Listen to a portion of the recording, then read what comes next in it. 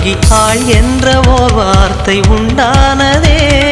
காதல் என்ற மந்திரத்தின் மாயம் என்ன, கல்லும் முள்ளும் இப்போது பூவானதே. வானவில்லின் துண்டொன்று மண்ணில் வந்து யாருக்கும் சொல்லாமல் பெண்ணானதே. தென்மேற்கு